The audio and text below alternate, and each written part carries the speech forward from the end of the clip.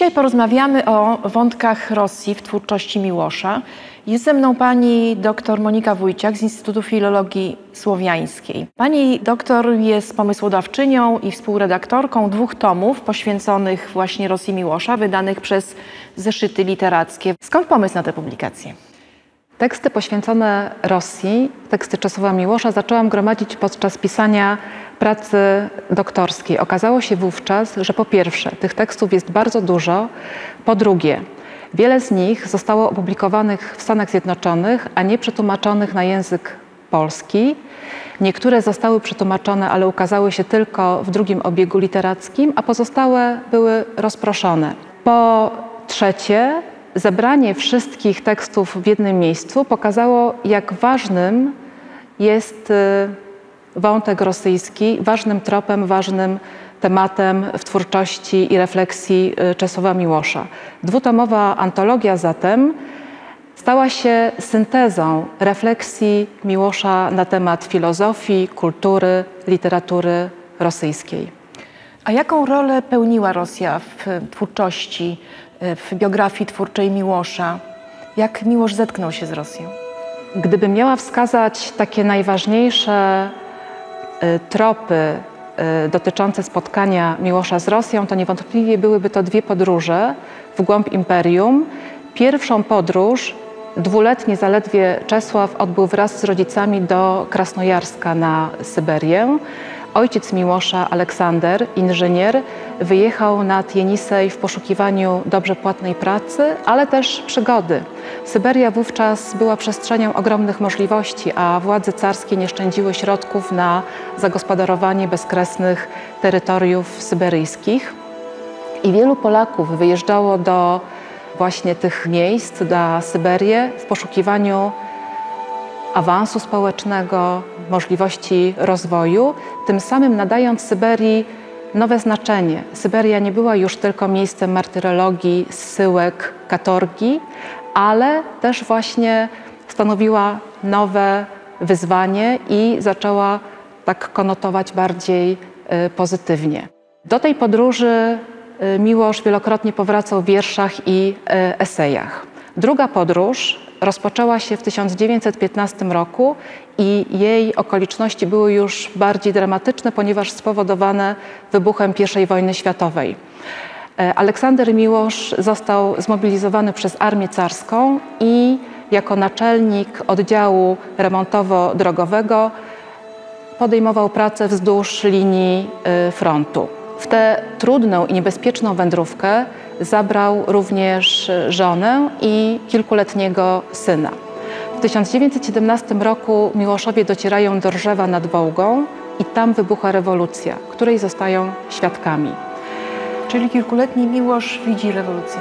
Widzi rewolucję i to jest oczywiście doświadczenie przełomowe w skali globalnej, ale też bodaj jedno z najważniejszych w biografii późniejszego poety. W majątku Jermołowych, gdzie Miłoszowie podczas rewolucji przebywają, mały Czesław, jak później mawiał, został zainfekowany fluidem końca. To tam właśnie brał w siebie na zawsze wrażenie utajonej grozy. Lęk, poczucie końca, chaosu, rozpadu powracał w wielu jego utworach i chciałabym tutaj przytoczyć jeden, który nie został opublikowany za życia Miłosza, a który w przejmujący sposób oddaje właśnie te nastroje, które mu wówczas towarzyszyły. Czarność i straszność tej Wołgi rzeki, na którą patrzę o zmroku z alei zimnego parku, chwytając starszych za rękę, a suche liście szu, szu. Teraz wiem, że miałem 6 lat i że działo się to w 1917, a także wiem, że czarność i straszność tej Wołgi rzeki jest wszędzie. Tylko wstyd być małym chłopcem, więc każdy udaje, że jej wcale nie ma. A jaki był stosunek Miłosza do mowy rosyjskiej, która ma taką specyficzną śpiewność? Miłosz z racji urodzenia i wspomnianych podróży wychowywał się i dorastał w orbicie języka rosyjskiego i jak mawiał, nauczył się go nie ucząc. Wchłonął go drogą osmozy. Ta znajomość języka rosyjskiego zaowocowała możliwością czytania literatury rosyjskiej, swobodnego poruszania się po kulturowej mapie Rosji czy budowania relacji z Rosjanami. Miłosz też lubił mówić po rosyjsku i cieszył się, kiedy otrzymywał komplement za petersburski akcent, który uważany jest za najlepszy. Jednocześnie język rosyjski był rodzajem zwierciadła, za pomocą którego Miłosz niejednokrotnie porównywał języki polski i rosyjski. Co ciekawe, nie tłumaczył prawie w ogóle z języka rosyjskiego, obawiając się wpływu. Pociągały poetę rygorystyczność i krzepkość języka rosyjskiego. Frapowała ponurość, ciemność, siła, takie bliskie osadzenie przy ludowych korzeniach, samowystarczalność. Był też wrażliwy na rosyjski jamb, ale pozostał wobec języka rosyjskiego nieufny. O zmaganiach z ruszczyzną również pisał w rodzinnej Europie i tutaj może fragment przytoczę. Na własną rękę odkrywałem więc Puszkina i zostałem przez niego pobity. Do takiej siły wyrazu, do takich celnych uderzeń jambu mój język rodzinny nie był zdolny i musiałem to przyznać. Te strofy nie dawały się niczym wymazać z pamięci. Ta poezja równała się magicznej inkantacji, cała sprowadzona do brzmienia i wolno jej było nawet nic nie znaczyć, bo jej stworzeniem był nie świat, ale słowo. Pijaństwo zaśpiewu, pijaństwo rytmu. Zauważyłem, eksperymentując, że wpływ rosyjskiej muzyczności jest zawsze bardzo szkodliwy. Kiedy ucho jest czułe na język o mocnych akcentach, powstaje chęć rywalizacji. Dla języków o słabych akcentach, jak polski albo czeski, zgubnej. Trzeba przyznać, że mało w literaturze polskiej tak wnikliwych i interesujących analiz języka rosyjskiego.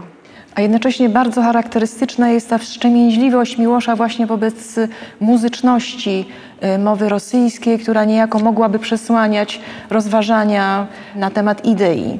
Ten wątek zainteresowania czy stosunku Miłosza do mowy rosyjskiej prowadzi nas nieuchronnie do pytania o jego zainteresowanie filozofami rosyjskimi. Czy mogłabyś, Moniko, powiedzieć, kogo i dlaczego, z jakich powodów, jakich filozofów rosyjskich cenił Miłosz najbardziej? Tutaj znów chciałabym wrócić do pobytu Miłosza w Rosji i jego dorastania właśnie w orbicie żywiołu mowy i kultury rosyjskiej. Poeta często przyznawał, że będąc w Rosji nasiąkał wschodnimi cechami i że jego konstrukcja światopoglądowa, konstrukcja myśli jest pokrewna orientacji filozofii rosyjskiej. To znaczy odnajdywał analogię pomiędzy swoim konstruktem myślowym a systemami tworzonymi przez filozofów rosyjskich. Wielu filozofów rosyjskich analizował, wielu omawiał. Nie wszystkich darzył tym samym stosunkiem, taką samą atencją, ale niewątpliwie warto wspomnieć o kilku szczególnie cenionych. Będą to Lew Szestow, Włodzimierz Sołowiow, Mikołaj Bierdiajew, Siergiusz Buchakow czy Wasilij Rozanow.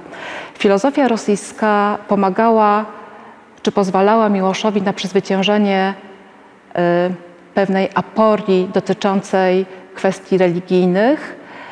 Była pomocna w poszukiwaniach religijnych, metafizycznych, zwalczanie zwątpienia czy niepokoju. Jeden z esejów nazwał Szestow, czyli czystość rozpaczy, i można rzec, że filozofia rosyjska również stanowiła antidotum na racjonalną i odrywającą się od korzeni metafizycznych myśl Zachodu. Tutaj pewnie można byłoby przywołać również polskiego filozofa Zdziechowskiego, o którym Miłosz właśnie w kontekście Szestowa pisze.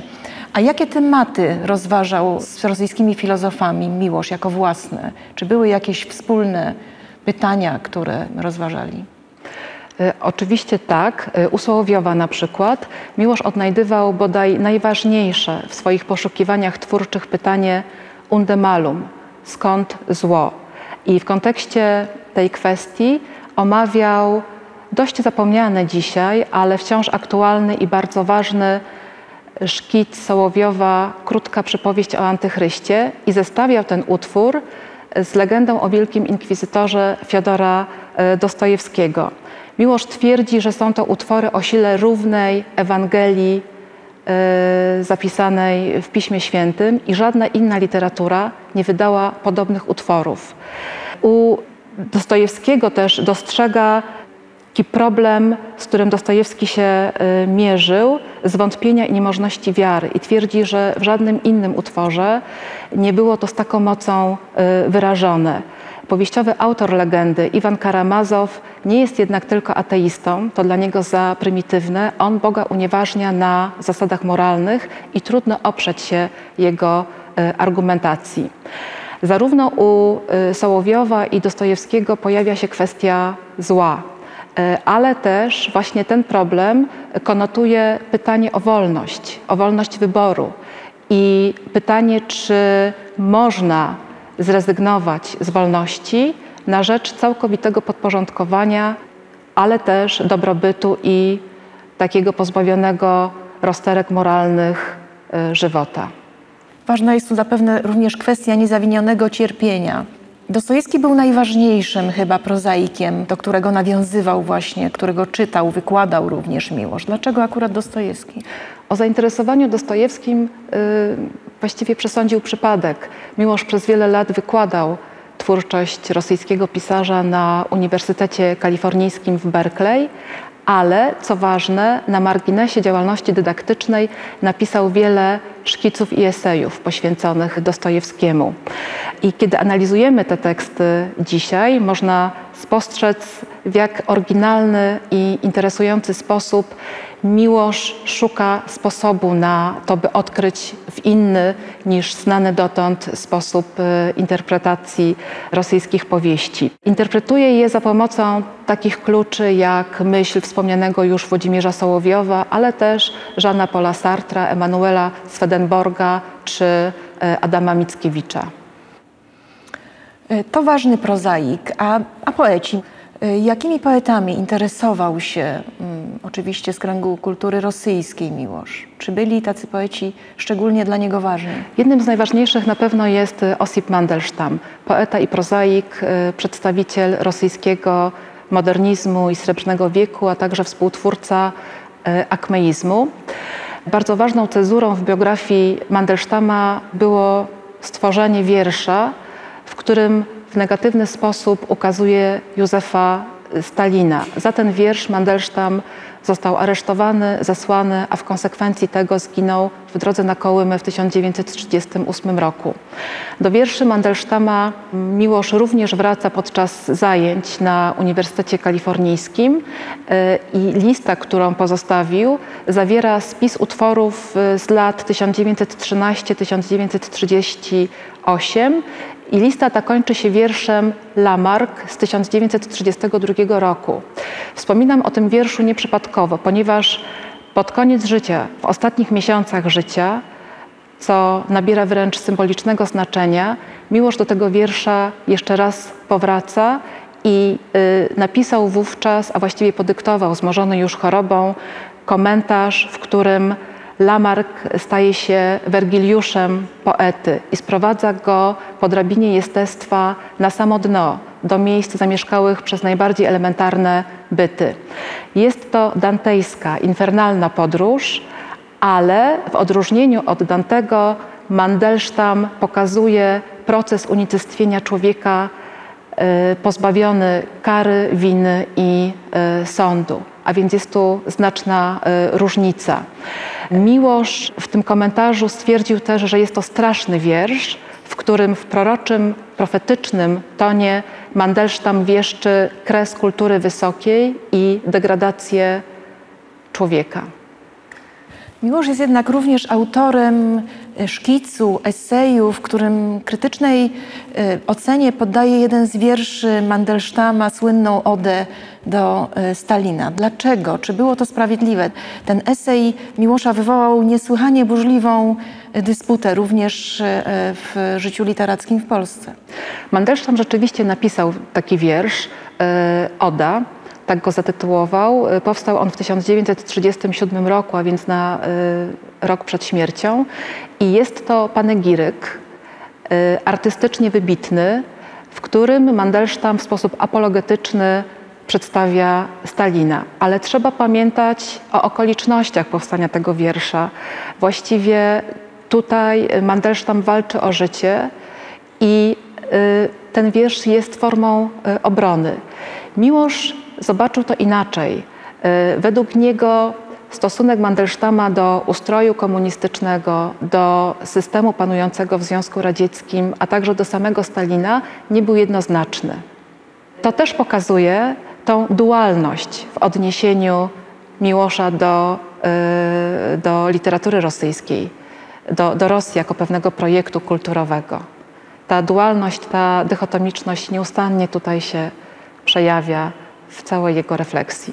Bardzo ciekawe są te zejścia i rozejścia Miłosza z Mandelstamem, jego zachwyt dla Mandelstama akmeisty i jednak pewien dystans wobec Mandelstama porewolucyjnego, autora dramatycznych zeszytów woroneskich. Mandelstama znał Miłosz jednakowoż tylko z lektury. A czy są w jego biografii twórczej ważni jacyś poeci jemu współcześni, których spotkał na emigracji? Z pewnością jest to Josif Brodski. Po pierwsze dlatego, że Miłosz uważał Brodskiego za jednego z członków empirycznego królestwa, a więc takiej przestrzeni, w której spotykają się poeci różnych nacji, którzy opierają się żelaznemu uściskowi rzeczywistości i dla sojuszu polsko-rosyjskiego, dla relacji polsko-rosyjskich potrafią zdziałać więcej niż niejedno polityczne przymierze. Udział historii w biografii Miłosza i Brodskiego jest bezsprzeczny. Zarówno Miłosz, jak i Brodski byli emigrantami, byli niezależni, suwerenni wewnętrznie, w związku z czym ponieśli najwyższą karę banicji. Miłosz wyemigrował w 1951 roku, Brodski w 1972. Drogi wygnania zawiodły ich do Ameryki, gdzie objęli katedry uniwersyteckie i uprawiali z powodzeniem gospodarstwo poezji. W poczuciu straty, ale też w obliczu nowych możliwości. Po drugie, wiersze Brodskiego Miłosz również omawiał podczas wykładów z literatury europejskiej i wybierał te wiersze, które charakteryzowały poetykę, styl, światopogląd Brodskiego, ale także te, w których pojawiały się problemy, z którymi sam Miłosz się mierzył, między innymi podejmujące temat doświadczenia emigracyjnego czy wygnania. Po trzecie wreszcie, interesujący i wciąż niedostatecznie zbadany jest dialogowy charakter tej twórczości. Kiedy czytamy w takim kluczu porównawczym na przykład Widzenia nad Zatoką San Francisco Miłosza czy Kołysankę dorszowego przylądka Brodskiego, możemy tutaj wiele wspólnych płaszczyzn odnaleźć. Interesujący jest też dialog, który poeci prowadzili poprzez korespondencję, wywiady czy artykuły. Miłosz cenił przede wszystkim Brodskiego za to, że był indywidualistą i za jego niezależność wewnętrzną, która nie pozwoliła mu angażować się politycznie. Brodski, w odróżnieniu od jego współczesnych, nie był poetą dysydentem. Twierdził, że ustrój dopóty będzie trwał, dopóty będzie udzielana mu uwaga, a kłamstwo systemu jest zbyt oczywiste, żeby się nim zajmować. Te kwestie, jak się zdaje, Miłosz w Brodskim cenił najbardziej. Ten ostatni wątek podsuwa niejako możliwość pewnego wspólnego mianownika między zachwytem Miłosza dla Osipa akmeisty, Osipa Mandelstama akmeisty i właśnie dla Brodskiego. Czy jest jakaś płaszczyzna wspólna dla dialogu Miłosza z Mandelstamem i z Brodskim? Miłosz wielokrotnie powtarzał, że ceni Mandelstama za metaliczne, krystaliczne, zamrożone wersy jego poezji. I nie miał na myśli tutaj emocjonalnej temperatury tych utworów, ale istnienie w niezmienionej formie. Tak Miłosz postrzegał klasycyzm zarówno Mandelstama, jak i Brodskiego, jako rodzaj ascetycznej dyscypliny, które eliminowało ja poety na rzecz treści uniwersalnych. Dlatego też wybierał z twórczości Mandelsztama wiersze przedrewolucyjne, a pomijał te napisane już na zesłaniu w latach 30., które związane były z osobistym doświadczeniem. Dlatego tak cenił Brockiego, który opierał się jak żaden inny poeta aspektom doraźnej rzeczywistości. Poeci rosyjscy, zdaniem Miłosza, wiedzą, że bez względu na zawirowania historii, bez względu na kataklizmy dziejowe i zmieniające się systemy polityczne, są włączeni w wielowiekową tradycję, która pozwala im na ciągłość trwania i w której to tradycji znajdują oparcie. Te wybory Miłosza mają zatem związek z jego wielkim tematem, promocją nowoczesnego klasycyzmu, którego właśnie sam był współtwórcą. Bardzo Ci dziękuję, Moniko, za rozmowę. Dziękuję bardzo.